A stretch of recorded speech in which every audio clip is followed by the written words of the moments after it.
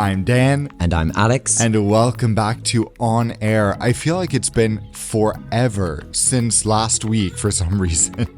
It's been a minute. I mean, it's been 7 days, but yeah, you're right. I think especially when we get into these months that are out of the summer months and into the months where work has really picked up in all markets globally, so much happens in a week. I don't know about you, but I can be in a mall on a Thursday and I'll be like, oh, I think I'll save that one for the podcast on Wednesday. Then I'll be, something will happen on a Saturday morning. And I'll be like, must remember to raise that with Dan and the listeners. And then you just forget everything when it actually becomes time to record. At least don't that's speak my for me. feeling. I have a good memory and I have a good system with noting stuff down. Speak for yourself. That's good. That's good. I've just been in so many places this week, which I think contributes to that feeling. I can't keep up where you've been. Yeah, the feeling of it's been forever since we recorded. And then yesterday on the phone, we were talking about how is it already October? I don't understand what is happening. I know. It's well, why did we speak? I mean, how did this come about? You and I were discussing the text message conversation we were having when I was flying over Russia to LA.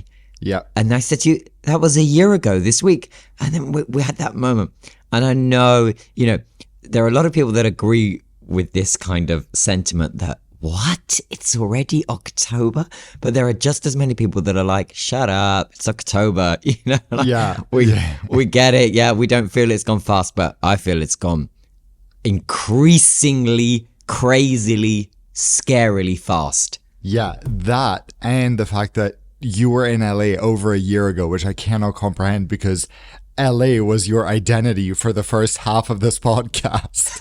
And now it's been more than oh my God, that was almost 10 years ago, Alex. Shut up. It was not. It was literally 5 minutes ago when I was just strolling along, Rodeo Drive, and you were so shady and salty that trip. I think, guys, if any of you are recently part of the On Air family, if you have only just started listening over the last few weeks, go back to one of the episodes with either Avocado Toast or LA in its title from now a year ago, and just to hear Dan, just don't even worry about listening to me. People do enough of that. Just listen to Dan. That's quite something. In fact, I know what I'm doing later. That's still one of my favorite episodes. It might be very memorable to me because it was so early on, but us talking about like LA for 20 minutes and then we went into Trump calling the 757 that praying mantis, and you doing that impression, like there was so much that was so enjoyable. Well, what's funny about the whole, us discussing Trump last year is that we felt like I don't know about you, but I felt like we were discussing someone who was barely relevant. The odd crazy tweet popped up after months and months of silence. Little did we know, well, a lot of people knew, but little did it feel like that 1 year later now, he seems to be within a breath away of the presidency. Yeah. Pending, of course, a free and fair democratic election. Go to iwillvote.com to ensure you have a voting plan. Thank you. Love that. A year ago he was calling the 757 a praying mantis, and now he's claiming that people are eating your cats and dogs. So times change. We want to talk about what we promised to talk about last week, which is my Virgin Atlantic experience 2 weeks ago now, or a little less than 2 weeks ago.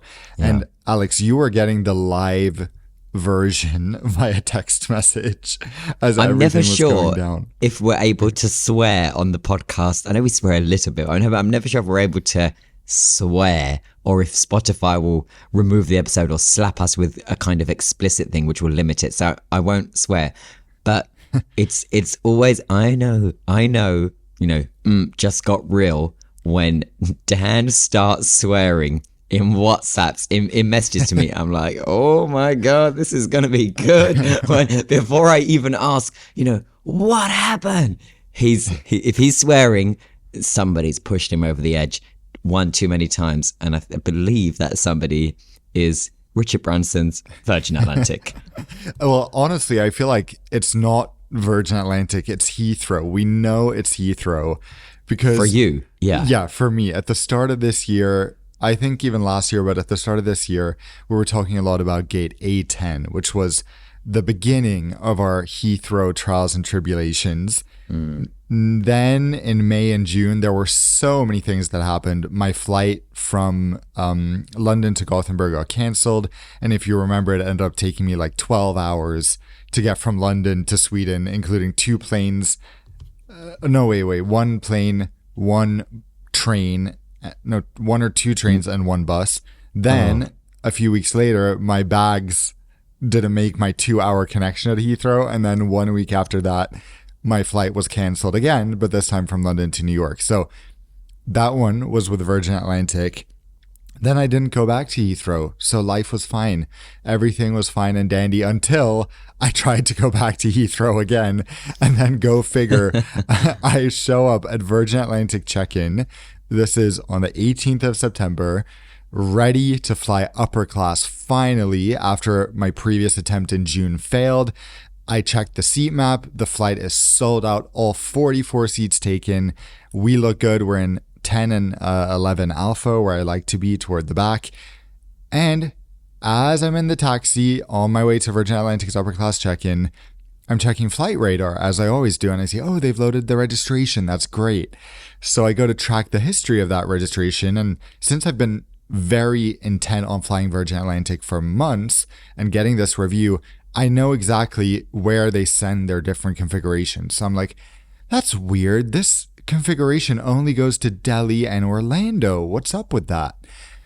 Those are usually leisure destinations where they send their high density A350s.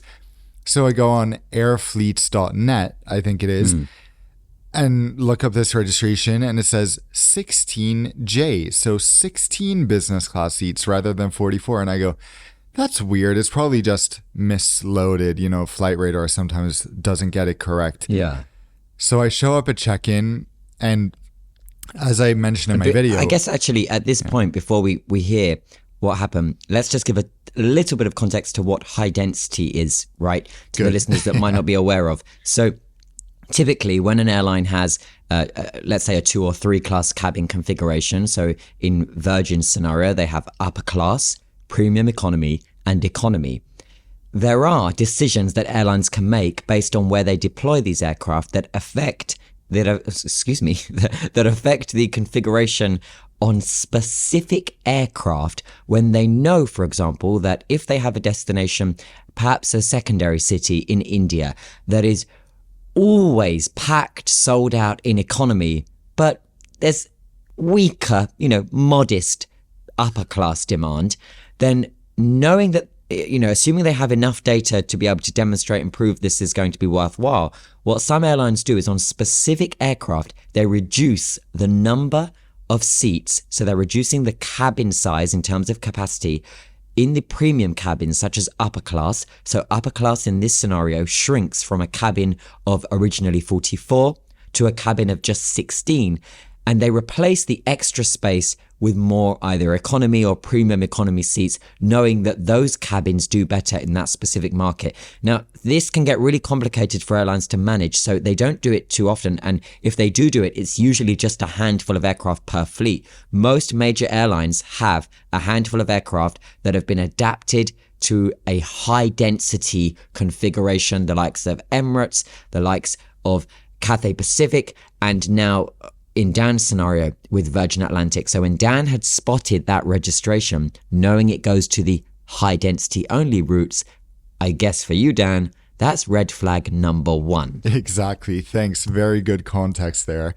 And just to add the very satisfying detail here that they remove 28 upper class seats in this case, going from 44 to 16. They have the same number, a crazy 56 premium economy seats.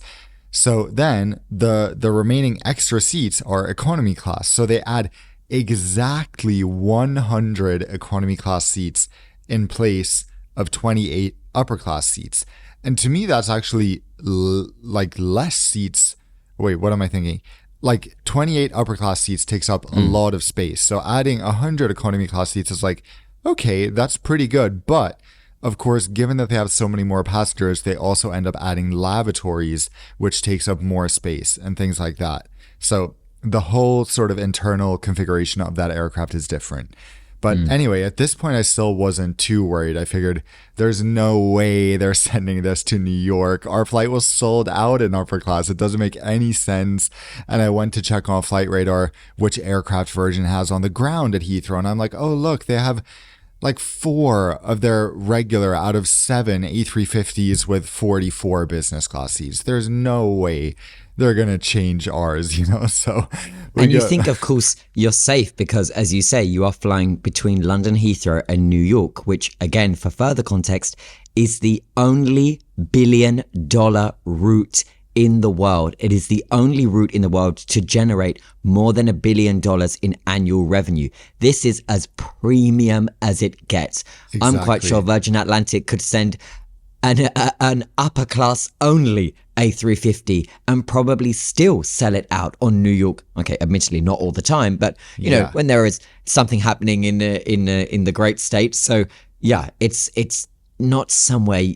I mean, you would think you'd get high density economy, right? Exactly. And you think about 44 upper class seats, British Airways, United, there are airlines that fly upwards of 60 to 80 seats on one flight in business class on this route, just for context.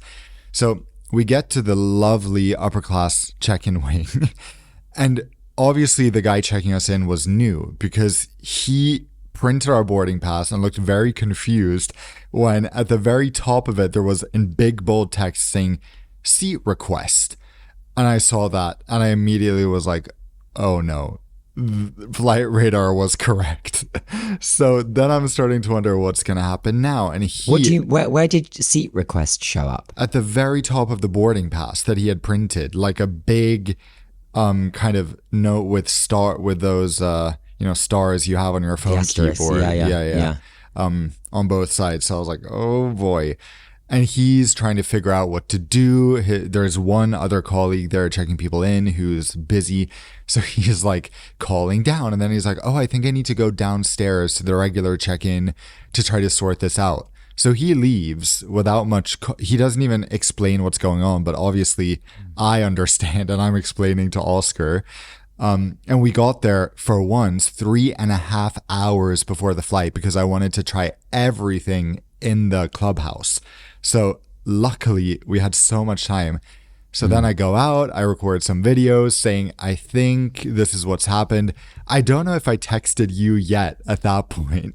So after like 30 minutes, the guy still has not come back. So then one of his colleagues, because we're just sitting there, she comes up to us. She's like, can I help you? And we're like, yes, please. So she looks at our booking as well. And she goes, oh goodness, there's been an aircraft change. I'm like, well, we knew that, but your colleague who's been gone for 40 minutes at this point, or who's been working on it for 40 minutes, didn't bother telling us. Right. So she tries to sort everything out. And thankfully, she was great, super apologetic, and she was trying to find us some solution.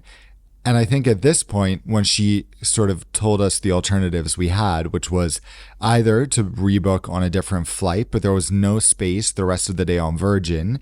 So we might have had to fly the next day if I wanted to fly Virgin Atlantic, or take that flight, accept a downgrade. And as she said it, without disclosing any of the terms and conditions, she said, you'll both get a free round trip ticket in upper class as compensation. I went, okay, that's not bad. So that's when I text you, you will not believe that again at Heathrow, something is going wrong. What did you think when I texted you?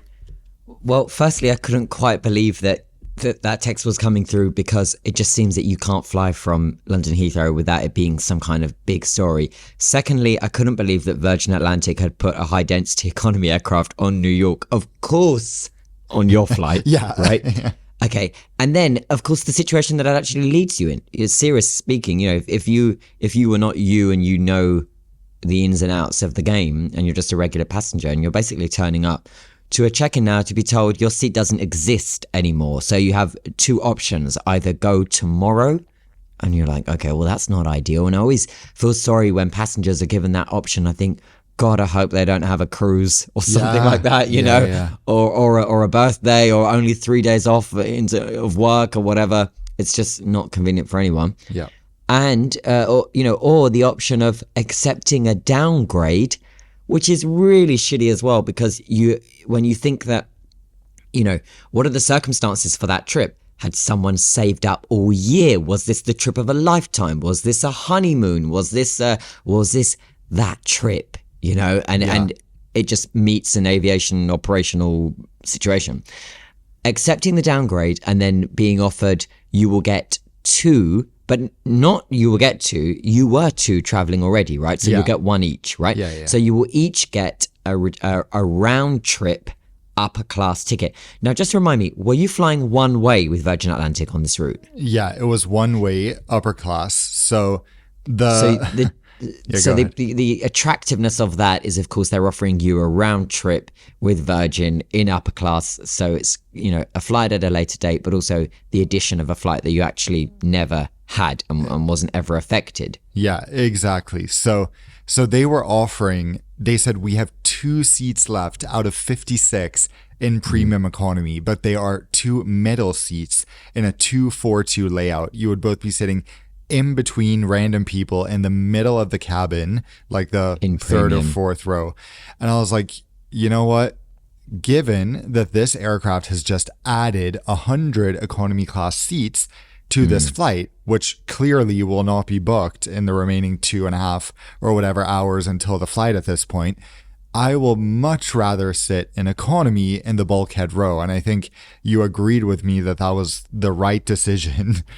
I did. I mean, I said to you the lawyer Alex kicked in and I said to you, but Dan, there's going to be conditions. I said, you must get it in paper. You must secure in writing where it's so easy for the check-in agent, as lovely and as sweet as you described her to be, to say, it's fine, pop it. We're going to give you 2 round that trip. Was literally her. Virgin Atlantic upper class tickets. I'm like, that's great. Try calling the call center and telling them that if you have nothing in writing. So I said to you, get it in paper. Secondly, I said to you, there is no way that's going to be without conditions. Maybe it's only a reward flight. Maybe it's only the lowest fare class, which will never be available unless you're booking from a year out on a route like New York or even LA or somewhere like that.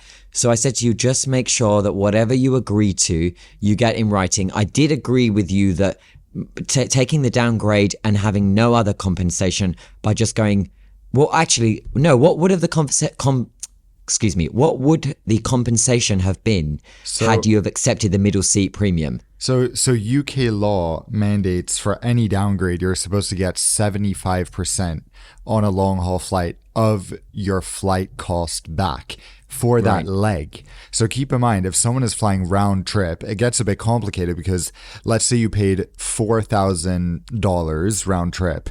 Well, then your one of those 2 legs is $2,000. And then you're getting 75% of that back. So in the end, you're still paying $2,500 for your ticket and you get $1,500 back. So in my eyes, also, I was paying with points, but I think to a lot of people who are flying upper class, and this is the thing, when I said in my video, I feel so lucky that I haven't flown transatlantic economy in 7 years, but there's many people who are much more particular about how they fly than I or we are. So for them to get a downgrade, I just view a 75% discount as not even enough as the legal option, because think about, like, to a lot of people, to be honest, telling them, okay, you're going to fly instead of upper class with a lie flat seat, you need to fly, imagine economy was sold out. You need to go in a middle seat in economy on this flight instead.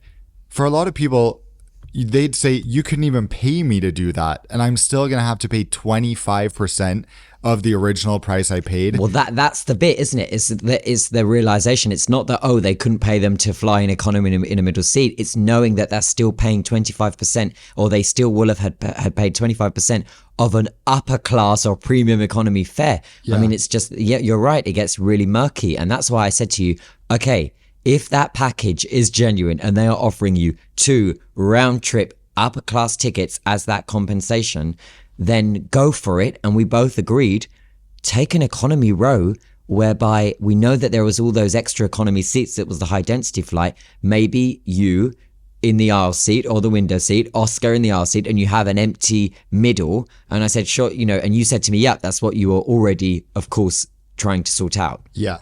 Yeah. So the terms and conditions of that flight ended up being just like you said. It's subject to award space / G class availability, which is the lowest fare. You also have to book it round trip. It's only valid to and from London. So you couldn't, for example, do Delhi to London to LA on one ticket. It's not valid for that.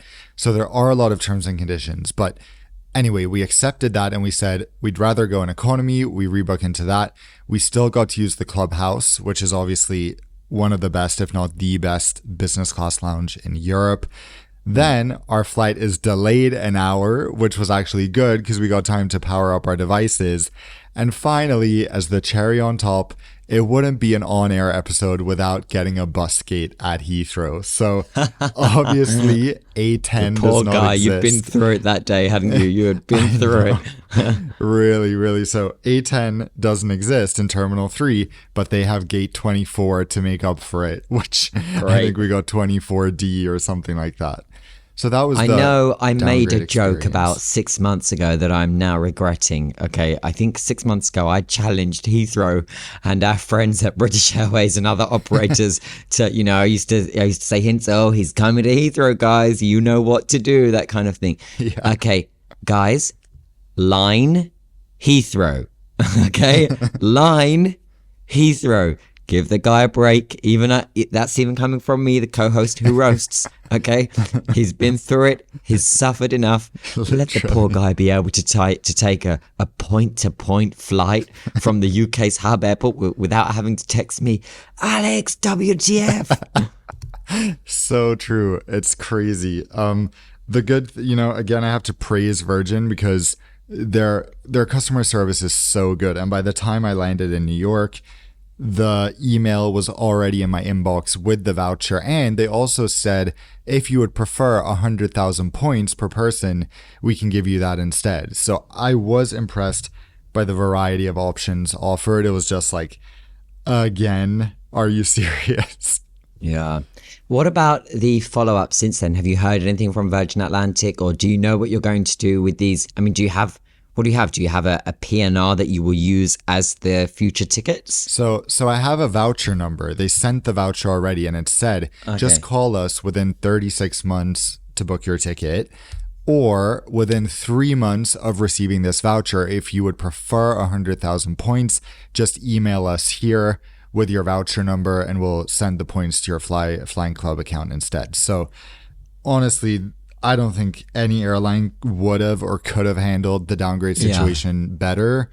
And I'm just so impressed. Then I was It back. sounds like they did a good job. No, it sounds like they did a good job. And specifically about Virgin Atlantic, again, I apologize. I think we may have told this story a while ago on the podcast, but do you remember what I told you about my voucher situation with them that stemmed from my auntie seeing their emergency landing on Sky News, right? So this was years ago, okay? I was a kid and there was a 747 emergency landing and it was the route that my auntie was booked to fly and she's already a nervous passenger. So she just watched this and she saw her flight number on the news, despite the fact her flight wasn't for a few months. And she emailed into Virgin Atlantic disgusted that they had suffered such a technical malfunction that led to this evacuation and this dramatic Sky News rolling coverage, whatever. And they replied, and she said, I want a refund now. And she's a lawyer and she knew legally she wasn't really on any solid ground because she had booked this, the most restricted fare ever to Las Vegas from Gatwick. And Virgin replied to her saying, we're really sorry that you feel that way. We'd love to secure your business going forward. It wasn't up to our standards that we suffered this emergency landing and this trauma for the passengers and so on. Remember, she wasn't on it. Okay, this was something she just watched on the news. They sent her £1,000 in Virgin Atlantic vouchers that are like the physical vouchers in Virgin Atlantic notes of 100, right? And my auntie said, well, I'm not traveling anytime soon. So obviously I'm a twin. So she said to Demi and I, happy birthday. So she gave us Virgin Atlantic vouchers. We went to New York. But the funny part is, which I always remember, is having to redeem those vouchers back then. We booked over the phone. That's the only way you could do it. And we read out the individual voucher numbers for each, so all 10 of them. And then, do you know what we had to do? We had to send the vouchers by post office, signed special delivery for them to get to Virgin, and only then would the PNR be switched to a confirmed ticket from a provisional ticket. Well, that's really weird, putting it into an envelope and they're saying in the UK, what's the value? And I'm like, £1,000. What is it? The airline tickets. It's like, what? And, as if we're in the 80s again, and So just true. sealing the envelope, and we're thinking, please, please, please arrive safely to Virgin Atlantic's, global headquarters, where I'm sure mail is lost left, right, and center. Yeah. But it worked, and we went. Oh, yeah, that's good. I remember when you took that trip. That is our story for today about Virgin Atlantic. But speaking of Virgin, we have some other exciting news, right? Yes, so this is making headlines everywhere, not least in Australia, home to many on-air listener. The headline is, of course, that Qatar Airways will take a 25% stake in Virgin Australia, which is one of the largest airlines, the second largest airline in Australia. This is a deal that is really set to shake up the Australian air travel market, because assuming it gets through the regulatory approval, which the expectation and indication suggests that it will, Qatar will hold this 25% stake in a competitor that is recently profitable, that is so currently financially sound, but also has this vision of assisting Qatar Airways expand its footprint in an increasingly protectionist market like Australia. So cast your minds back to the beginning of the year, where we know the Australian state declined the application of Qatar Airways and also a couple of others from increasing flight frequencies to several destinations, including the likes of Brisbane and Melbourne. How do Qatar get around this? Well, they are already close partners with Virgin Australia. That will now see them take a 25% stake in ownership. That's an equity investment in the airline that is owned by Bain Capital, which is a US company that acquired the airline back in 2020. Virgin Australia currently, if we're looking at it, and for anyone that hasn't flown the airline yet, it has around 100 aircraft. It employs little over 6,000 people, and they are the competitor to Qantas, which has increasing dominance in the Australian market, not least because Australia recently, Dan, lost the likes of Regional Express, better known as Rex, and also Bonza. Bonza, what an Aussie name for an airline, but these are two carriers that are lost to the difficult and increasingly volatile market that is just entirely led by Qantas. They really have a sheer dominance there. And so what this will do is this will strengthen that competition. A Qatar-backed Virgin Australia is one that will ultimately be able to venture out a little further overseas, but also obtain capital and financial strength with the backing of Qatar, plus its recent profits, to be able to take on those horrifically high airfares that Australia have been battling with over the last 2 years. The market is often slated as unfair because of the way in which Qantas is able to rule fare prices and ultimately the cost of tickets. And so this is something that is set to hopefully be in the interest of consumers. Now, of course, there is a lot that Qatar has to gain as well. Yeah, so what is in it for Qatar? Well, we know that there have been a whole bunch of global equity investments over recent years. Qatar, of course, most people know as one of the world's best airlines, if not the world's best airline, but also in aviation business, its spread is far and wide. This is an airline that has a 10% stake in LATAM, the largest airline of South America, a 10% stake in Hong Kong's Cathay Pacific, a 5% in China Southern. Qatar is also the largest shareholder, the largest single shareholder in IAG, with a 25% stake in British Airways, Iberia, Vueling, Level, Aer Lingus, and so on. We discussed the recent 25% stake that Qatar is taking in Airlink in South Africa, again, another financially sound carrier. What is the plan with Australia? Well, you know, Dan, that Qatar has wanted to expand its presence in this increasingly protectionist market. And so by doing so with Virgin Australia, they take on Qantas domestically.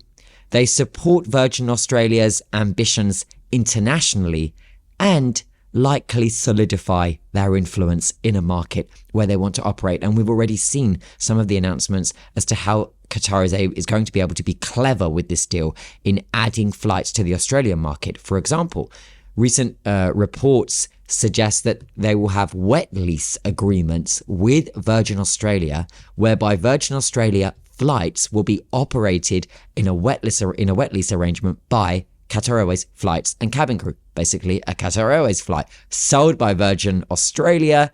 It's legal. It's playing by the rules. It's just being a little clever with it. Yeah, I would love to see them be able to cut that crazy Doha, Melbourne, Adelaide flight that stays overnight in Melbourne, because sometimes I have viewers writing me who booked that flight and don't realize there's a stopover, because not all booking sites tell you that you'll be spending 5 hours in the dead of night when everything is closed, including lounges, at Melbourne Airport. But for context here, Qatar Airways has kind of found a loophole. We've spoken about this before, where they are able to add more flights to secondary cities in Australia. So although they want to serve Melbourne more than once daily, they can't do that officially. So instead, they sell that as a stopover on the way to Adelaide, but people can also end their journey in Melbourne. So what they do, they don't think anyone really wants to go to Adelaide on that flight, although there's always some people on each flight who do, is they land in Melbourne close to midnight. Then the aircraft stays there for 5 to 6 hours before continuing on, but everyone has to get off and wait in the terminal. So it's just an example of just inefficient lawmaking, forcing an airline to make such an irrational routing in order to be able to fulfill the demand that's there, the people, and offer flights that people want to take. It's frustrating for sure. It is. Well, let's move on. And speaking of frustrating, it's frustrating for a certain senator, I believe, in New York. Not a senator, a mayor. Sorry, a mayor. Forgive me. I mean, I read this. Oh, of course, he's the New York mayor, Eric Adams, right? Yeah. Yes. I'm trying to find like a nice link into it. I'm thinking, wait, this is Eric Adams.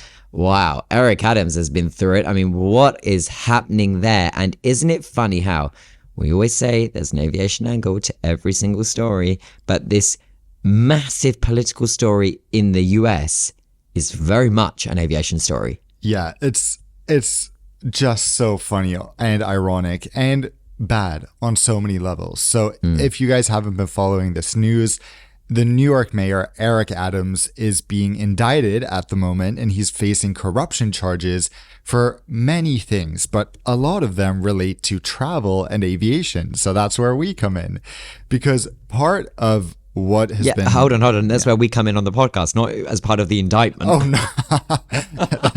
Well, who knows? We have nothing. Definitely well, not. Who knows? Well, speak for yourself, Dan. Is there something you'd like to declare on the episode today? I said in my video yesterday. Wait. You were... Hold on. Where were you just recently? Which New York. city? Where were you at the time that Eric Adams' scandal broke? At Eric Adams' apartment. In New York. Yeah. Unbelievable. No. You are the contact at Turkish Airlines. Exactly. No, so what has been going on here is that since the mid-2010s, Eric Adams has been accepting free upgrades from Turkish Airlines. And this has been on many occasions, traveling as close to New York as Nice, France, which, is not too crazy, or as far as China, and other parts of the world. But every single time he has chosen to fly Turkish Airlines because of the special treatment he gets. There are many... Before you go on, yeah. Are you saying he flies New York, Istanbul, Nice? Yeah, just so that he can get his free business class upgrade. God. Yeah, so the thing here is that there's many things that are wrong with this, because I think initially, especially in some parts of the world, this is not really surprising behavior for politicians. And a lot of public figures get this type of preferential treatment. One of the problems of many is that Turkish Airlines is partly owned by the Turkish government, which means that it could potentially be viewed as foreign influence on a high-up official in the United States.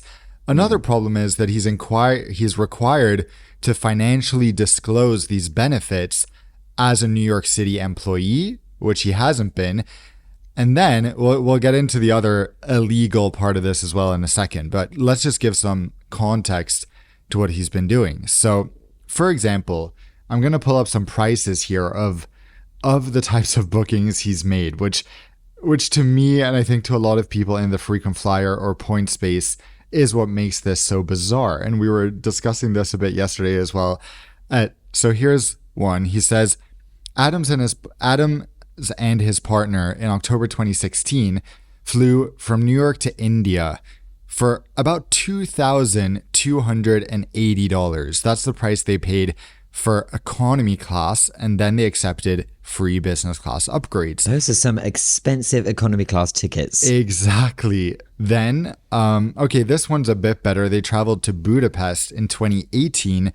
They purchased 2 economy class tickets for $560 each and then upgraded. But the thing is, $560 is a normal transatlantic business class ticket in off-peak season like this, January, February.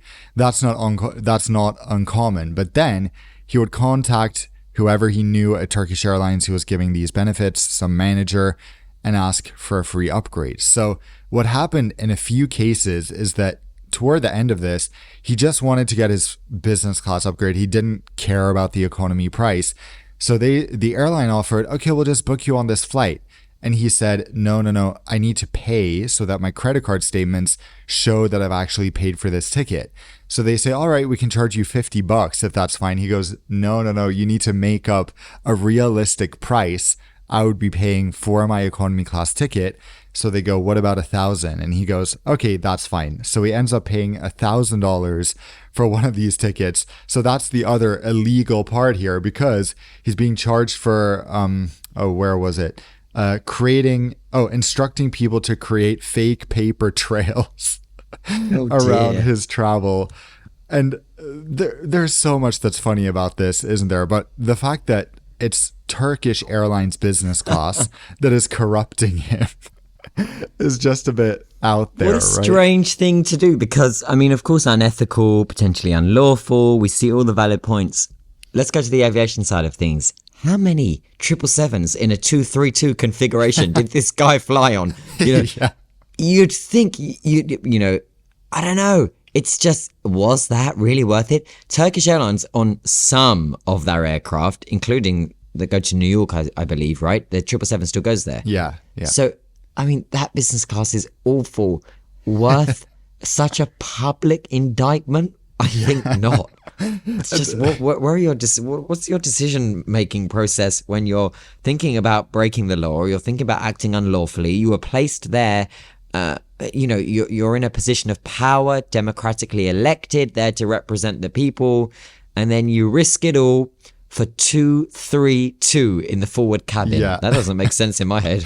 And the thing is, it's so unsmooth as well, because you're really gonna it's so selfish to accept these benefits only for himself and then still be paying $1,000 or $2,000 when he could literally sign up for credit cards that read hundreds of blogs in the US, the country of credit card points, and redeem these flights for $20 in business class instead of $1,000.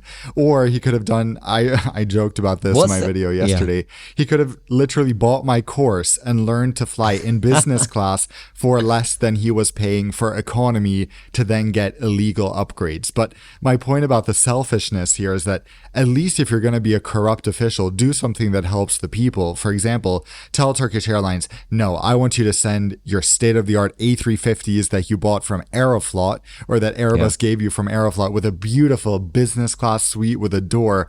Those are the only ones that are coming to New York from now on. We see this so often, even from the likes of Nigeria, of Ghana, that keep telling airlines to send their newer aircraft, and it works. But in this case, Well, it did. Well, one of those nations had to introduce legislation, didn't they, to ban, the Civil Aviation Authority banned aircraft over a certain age because they kept getting shortchanged by the likes of British Airways, who literally corporate planning. British Airways were, what is the worst aircraft we have in our fleet? They were like, oh, it's the 30-year-old 777-200s that are Gatwick. Right, we're going to send them to this African nation. And understandably, they got fed up.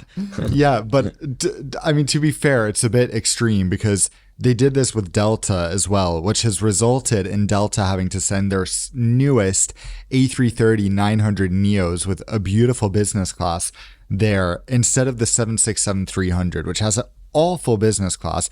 But they send it everywhere. They send it all over Europe to the most London. expensive. Yeah. So this, I can't remember if it was Nigeria or Ghana that was complaining about this situation specifically, was but Ghana. It's like, yeah, but it's like, it's not only you guys, you know, but they're using their leverage to say, we want a nicer plane, which unfortunately Eric Adams didn't do. He just accepted those 777s and was All I happy with hear it. was Eric Adams was stupid enough not to sign up to your course. Exactly. Because, Points you know, master is the He way to didn't go. even need to pay you as a, employ you in his office or pay you as a freelancer. Just buy the course, and then guess what? You're not on the front page of the New York Times, Washington Post, and CNN are not doing wall-to-wall coverage about you and mentioning Eric Adam liked the window seat, But speaking of, it's just all too personal, but it's his own fault. Yeah, and the other kind of perfect irony about this is that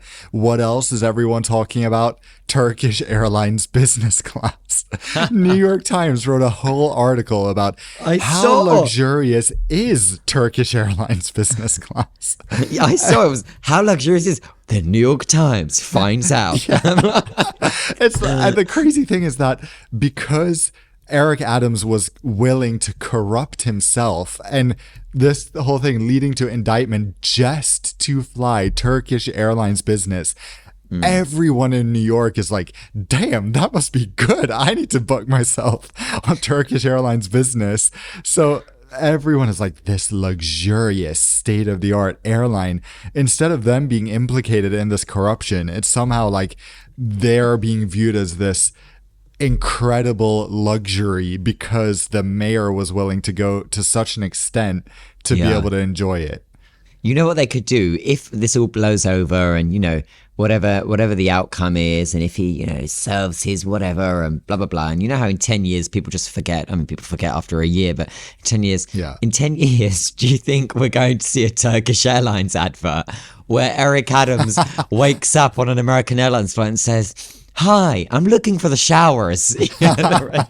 Jennifer Aniston inspired, and there are no showers here, Mr. Mayor. Well, I'm going to look pretty silly dressed like this at the bar. If Turkish Airlines was actually like a fun airline, like Virgin Atlantic or something, they could make the best ads out of this situation. Just like Turkish Airlines, good enough to get indicted for. It's Like just so all those- random, and that's why I had to clarify when the New York Times were explaining that he had flown from, using it regularly to fly from New York to Nice and New York to, I was thinking, wait, via Istanbul? Yeah. What? Is that a good use of anyone's time or money, let alone a public official? Yeah. Yeah, that's crazy. Let's move into Q&A. So Khalil tunes in and says, "Hey Dan, another question for the podcast. I just flew from New York to Chicago on American Airlines in quote unquote first class, which is the premium. Well, it's not real lie flat first class on this leg. Anyway, as we were deplaning, the flight attendant dropped a potential bombshell. He asked us to close the window shades to quote help keep the aircraft cool. Is this the real reason window shades are always closed on US carriers? Do you guys buy this, or is there another reason US airlines hate natural light? Thank you so much." So I can answer this as the American on the podcast. You hear this all the time in the US. They even said this when I landed on my Virgin Atlantic economy flight. In hot countries, they often just ask you to close the window shades. That has nothing to do with the reason that window shades are always closed in the US. I would say that is partly because airlines like Delta and JetBlue like to use their mood lighting and the cabin looks cooler when the window shades are closed. The other thing is that the majority of Americans, for some bizarre reason, which we've spoken about over and over again, prefer to have their window shades closed. And I just flew, I don't want to spoil it too much, but I just flew from New York to London on a US airline. And from boarding, when every window shade was closed, to landing, I would say about 60 to 70% of the passengers did not open their window shade once to look outside. I can't understand that. Yeah. I can't understand that. The miracle of flight. And you're here keeping it closed the entire staring at your flight. Screen. Yeah, well, you've got your screen on the ground. You don't have a view from 38,000 feet while on the... Well, we've spoken about that before.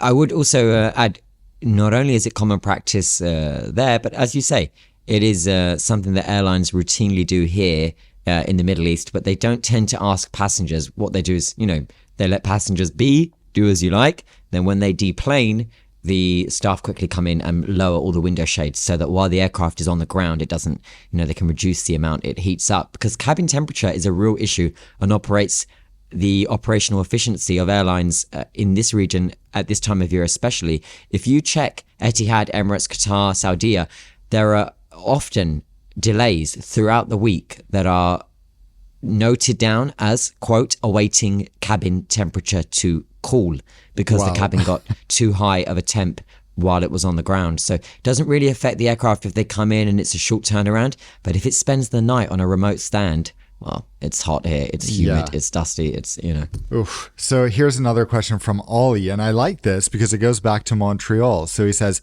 "Hi Dan, absolutely love your podcast. It gets better every week." Thank you, Ollie. "Can you share your thoughts on these mobile lounges?" And then he sends a photo of... okay, let me just finish the question, then I'll describe it so we know what he's talking about. "I used it when arriving on BA at Washington Dulles and found it super lame and annoying after a long flight." So what he's talking about is these phenomenons that we have specifically at major airports, Washington Dulles and Montreal, where in Dulles, there's a satellite concourse that's not connected by train or walkway, but it's connected by these... They look almost like buses, but they go up and down like catering trucks. And the same things that's so funny. So, are relied on in Montreal. Friend. Yeah. So Hanim just messaged me yesterday. He just landed in Washington, D.C. And he was like, "What the hell? They're transporting us off of the plane." He said to me, "in this sideways building." Yeah. that moves up and down. Exactly. And have you seen those in Montreal? Because... Yeah, they look up. So when I was taxiing out of Montreal a few weeks ago at night, suddenly I saw loads of these whizzing around and I said, "What in the world is that?" It was these porter cabins they were doing speed, right? And there was, there weren't hundreds, but there were so many of them. And I was like, "What is this? What are those?" I thought, are they? My God, that flight had a lot of special assistance required, was my first thought. Then I quickly gathered, wait, no, this is the way they're getting everyone off. Yeah. So the difference in how they're used, they're the exact same thing, but at Dulles, they connect to the terminal. So people step off into a terminal, but then they have to get on one of these to get to the main luggage claim immigration part. But in Montreal, they're used to connect straight to the aircraft. So there people actually disembark into these. So it's more like a bus deboarding concept, except you walk straight into it. There's no stairs, and then you get delivered right into the terminal. So I kind of think in Montreal, it's a cool concept because it leads to almost no walking as a result. Because you're, always when you're at a bus gate, at least the benefit of that, if anything, is that you get dropped off at the most central part of the terminal. And then with this, walking straight off the aircraft into one of those, being able to take a seat and then going straight to the terminal is very unique. But it's, Google those. It was really funny. It was really funny to see it. It's like a porter cabin at speed, full of people. It's funny because if it was on the ground, if it was ground level, that would just be a bus and it wouldn't be interesting at all. But because it's raised, it just looks funny. Yeah, it just looks so strange. So I have a question here before we wrap up. It's from, just get this gentleman's name. His name is, it's from Alex. He's in Doha. He says, hi, are Alex you sure and it's Dan. not you? He says, hi, Alex and Dan. I'm just wondering what the deal is with Dan's reluctance to upload that video of the flight you were both on in first class. It is you. He says, I've been waiting months and months with Dan's excuse of uploading in September now no longer valid given we are in October. I would like an explanation, and I really love the podcast, especially you, Alex. Love Alex and Doha. Thank you, Alex and Doha, for getting in touch. Dan, any thoughts? Alex, I'm working on it. I'm sure you will enjoy it once it's ready. It's coming soon. I just have to, I know we're really short on time, but I have to end with this because I love this question and it's such an interesting conversation topic that I think we can cover relatively fast. Okay. It's from David and he says, hi, Dan and Alex, longtime listener to the podcast. Wanted to ask a question to both of you, referring to your conversation last week about Ben Smith's comments. If you don't know what we're talking about, tune into last week. While I don't agree with what he said, it makes me wonder whether European airlines are especially disadvantaged within the global market. I feel as though two of the largest cost drivers for airlines, fuel and staff salary, are higher in Europe than anywhere else. Conversely, though, high-paying jobs such as data scientists or managerial posts pay is better in non-European countries, leading to a talent drain. Furthermore, bureaucracy and climate-oriented policies also means expansion and modernization of airports costs more and there's no political will. Amsterdam with their shrinkage plans, for example. I think it's quite a long question, but as someone who, let's see, I needed to go down here. As someone who works for an airline in Europe, I feel like it's simply harder for airlines here to be anywhere near as good as Gulf or Southeast Asian carriers. Thanks and greetings. What do you think about this?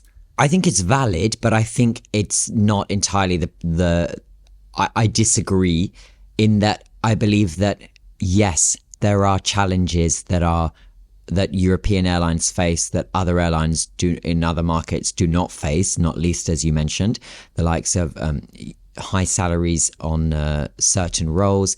And of course, unions pushing ever greater for increased salaries and more generous packages that put pilots, for example, on similar to what they earn in the US, and also what we're seeing in the likes of Canada right now play out with them using as the US as a justification. But I don't think that means that European airlines have it hard, because there are many, it just means they have different challenges. Not all airlines are in the same boat in the challenge that they face.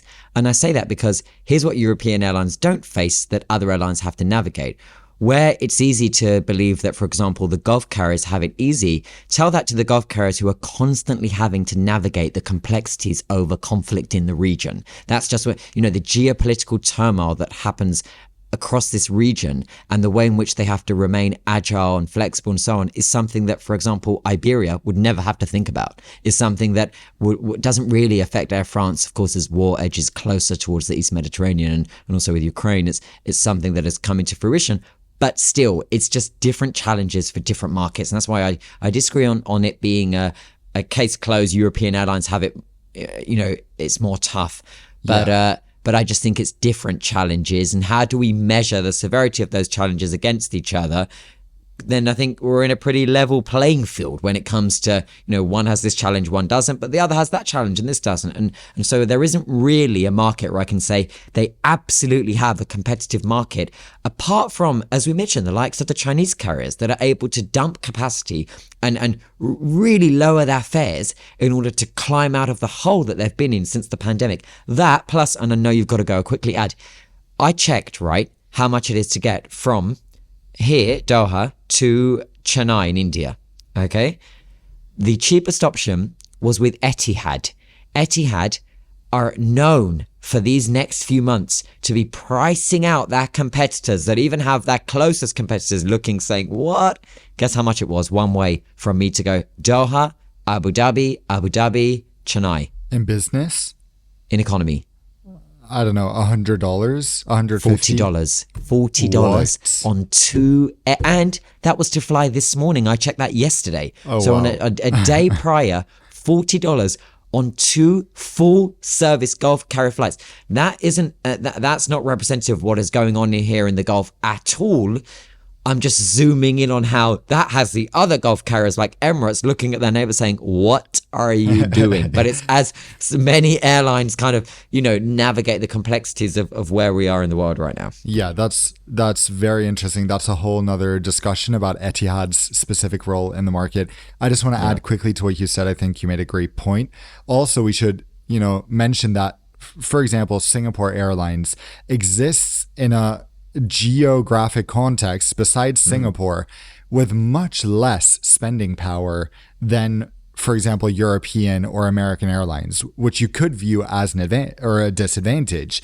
In addition, think about where are the most profitable airlines in the world? They are in Europe and they're in the US, especially in the US. So that argument, given that the US pays their cabin crew and pilots the most in the entire world, I don't think pays their CEOs multiple millions. Yeah. That I don't think that argument really works. Another point to disprove that is that there are airlines in Europe especially that are better than many airlines in Southeast or East Asia or the Middle East these days. Yeah. There are also, for example, JetBlue Mint in the US is better than, in my opinion, some Middle Eastern airlines also. So it's just that we tend to attribute the biggest and the best to Emirates, Qatar Airways. We see wealth and we think, oh, that means they're making all the money. But hold on, all the American carriers are making more money. Exactly. And they're paying their staff more and they're paying their CEOs more. And if they are able to be in a position where they're paying the CEOs $30 million a year, just one man's salary, then I think we quickly realize, wait, things must be going great over there, right? Yeah. I mean, what are the challenges that they face? Because that's why we can't just clean slate answer that. Yeah. Well, great question anyway. And it's been really good question. Really good question. Yeah. It's been great just spending this time with you, Alex. Great joining you all as always. And we cannot wait to see you next week on air. Bye-bye. See you later.